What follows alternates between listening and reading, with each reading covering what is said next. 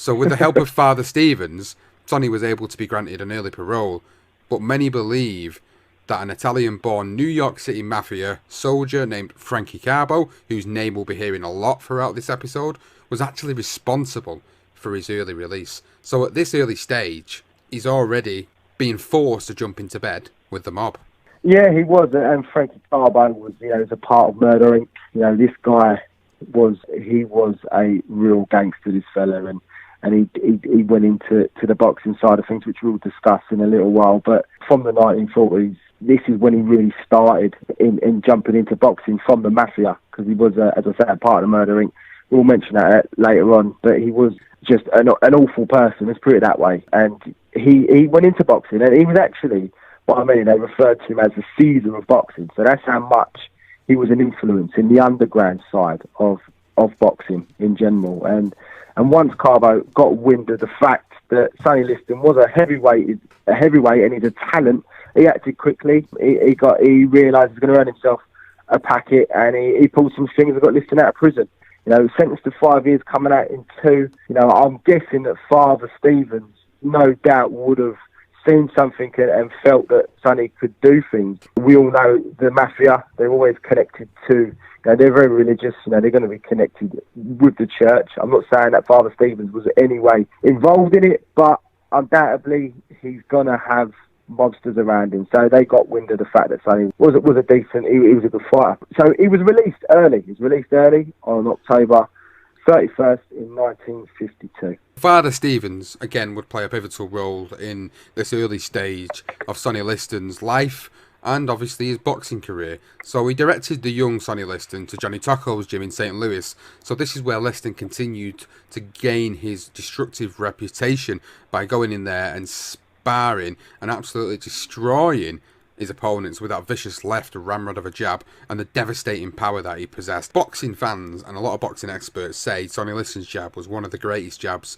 in boxing history, and it's evident in some of the videos that you can see on the internet, on YouTube, of how hard of a jab that was, because he'd knock people out with that jab. It was that hard. So Johnny Tocco was actually Liston's first trainer. He described his massive visits as like ham hands. So basically, he was saying the size of Sonny Liston's hands were absolutely huge. Huge hands this guy had. His hands was probably the size of my head, to put it into perspective. And I've got a pretty big head, and this was absolutely unbelievable size of his hands. So his first supporting team was Tocco as his trainer and Bob Burns as his first manager in the amateurs.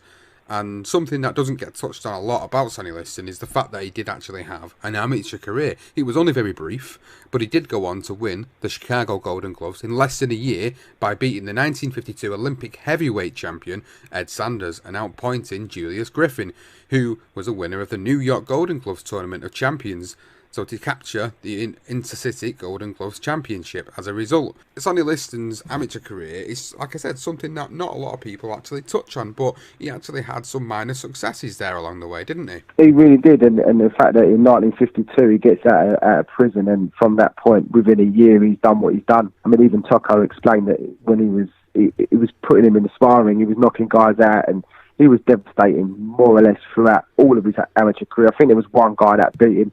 I think he took him the distance. He never got stopped. I'm not quite sure the guy's name, but he did school him a little bit, showed him, it was a little bit of, I suppose he just knew how to fight and keep away from Sonny. And it obviously is short round, so there's probably more chance of getting away from Sonny. But most of the time, he was blazing them out within no time within 3 rounds. He was actually getting rid of them as well. And we know the amateurs, they have those 3 rounds. Chances are, Sonny's going to get rid of you. So, and that just shows you how destructive he was. But most of the time, as I say, they will go the distance and he goes to the judge's scorecard. So in 1953, it was the time when Sonny Liston decided he was going to turn pro. Now, he said, whatever you tell me to do, I'll do it. Now, when he said that, I believe he was saying it to the mafioso who picked him up. He was in a position where nobody really wanted to turn him pro.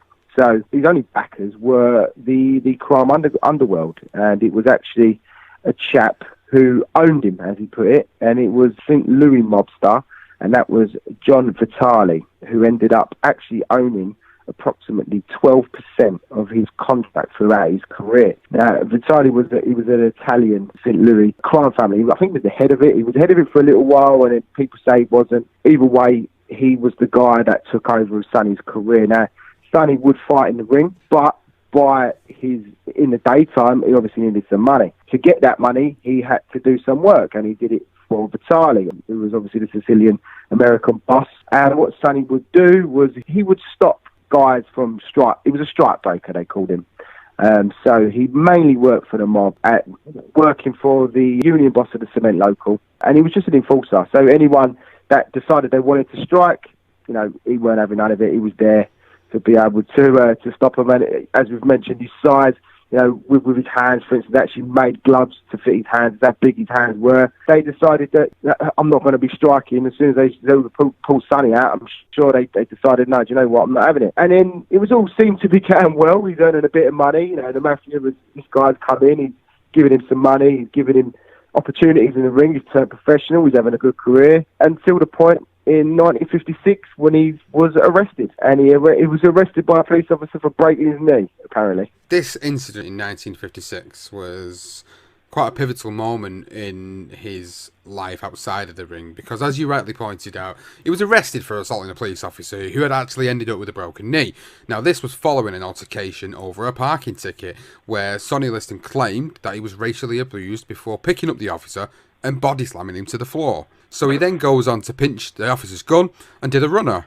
He was finally caught by the police a couple of nights later after doing the runner, and the arresting officer was an officer by the name of James Reddick, who was actually responsible for stopping his police colleague from shooting Liston dead.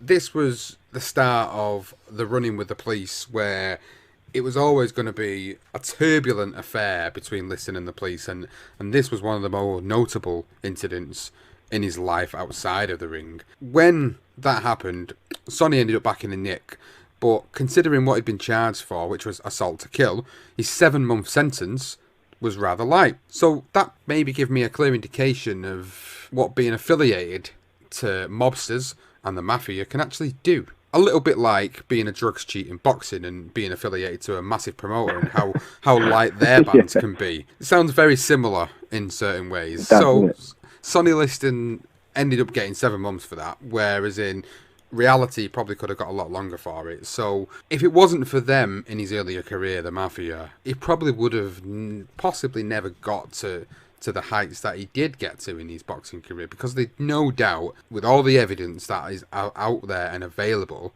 that they definitely helped him in his career to climb that ladder. So not long after he was released from that 7-month sentence from prison, he was back in trouble straight away with the police yet again. This time, he apparently chucked a policeman headfirst into a dustbin.